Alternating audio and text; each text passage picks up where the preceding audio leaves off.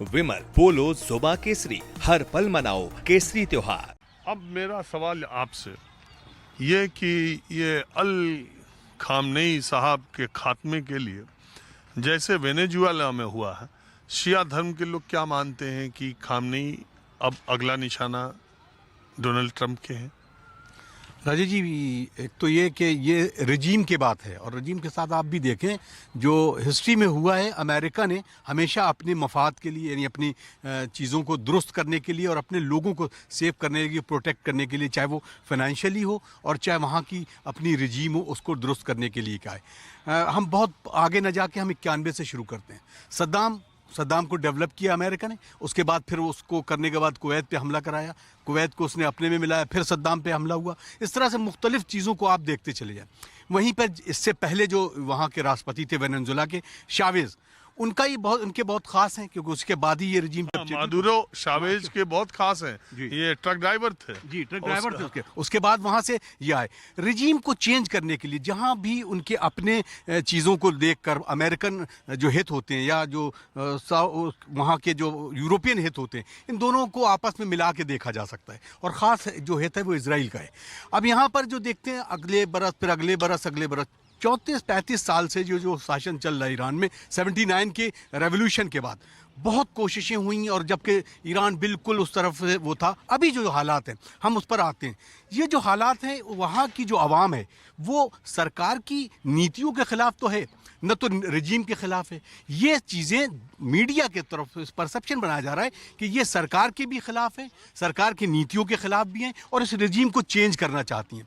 40 साल से जो लोग अभी तक रह रहे हैं ईरान में, बहुत अच्छी तरीके से। बात बताइए, वहाँ जो नारे लग रहे हैं, वो जो सामने आ रहा है, मुल्लों ईरान छोड़ो, और ये कट्टरपंथी, और अभी वहाँ कह रहे हैं कि कट्टरपंथी ताकतें, हिजाब को लेके विवाद पहले हुआ था, अभी कह रहे हैं बेरोजगारी, भ्रष्टाचार, रियाल का दाम इतना गिर गया डॉलर के मुकाबले। अब इस तरह की सत्ता का खात्मा होना चाहिए। आपको लगता है कि ये इंटरनल इशू है, या वेस्टर्न जैसा कि खामनेई कह रहे हैं कि ये पहले माहौल बनाया जा रहा है हमारे खिलाफ, कि हमारे ही देश में हमारे खिलाफ लोग हैं?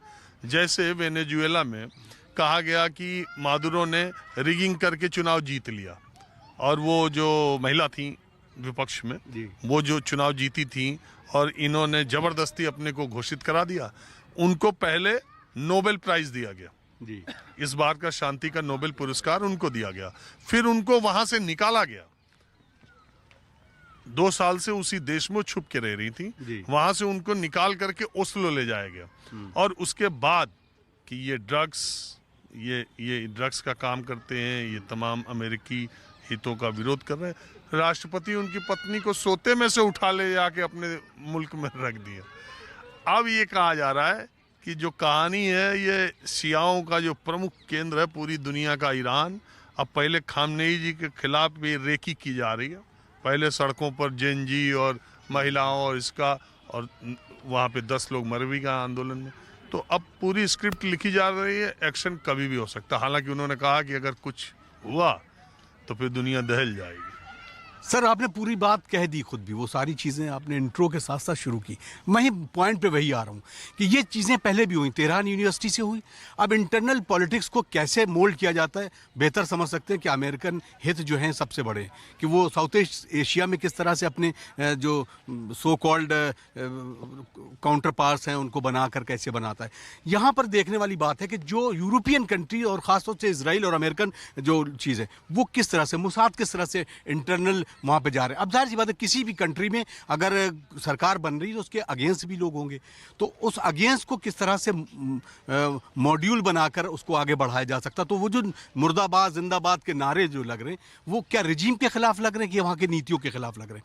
जाहिर सी बात है, क्योंकि जो वहाँ पर सैंक्शन लगाए गए हुए हैं उनको भी एक मुद्दत हो गई है। इतनी दिनों तक कोई भी ताकत, कोई भी सरकार सरवाइव नहीं कर सकती। वो सरवाइव कर रही है। $1 14 लाख तूमान या रियाल में हो गया है। $14 लाख, $1 14 लाख रियाल। तो अभी वो देखना है। जाहिर सी बात है कि अब ऐसे हालात में जो आवाम है, जो पब्लिक है, उसमें कुछ न कुछ तो नाराजगियां रही होंगी। यहाँ पर 5 साल के बाद हम देखते हैं कि एंटी इनकम्बेंसी क्या होती है, तो उस चीज़ को किसी न किसी तरीके डाइल्यूट करके अमेरिका और इजराइल अपने तमाम बंदों को ले जाकर वहाँ छोड़ रहा है, और जो वहाँ के लोग मुखालिफत करते हैं उसके या उसके अगेंस्ट है, विरोधी हैं, उनको खड़ा करके एक स्टैंड क्लियर किया जा रहा है। बिल्कुल क्लियर कट है कि अभी ये किस तरीके से निकल के आएंगे आप फिर देखेंगे, उसी सरबुलंदी के साथ फिर एक बार आयतुल्लाह खामनई की जो रजीम है, जो शासन है, वो उसी तरह से बढ़ेगा।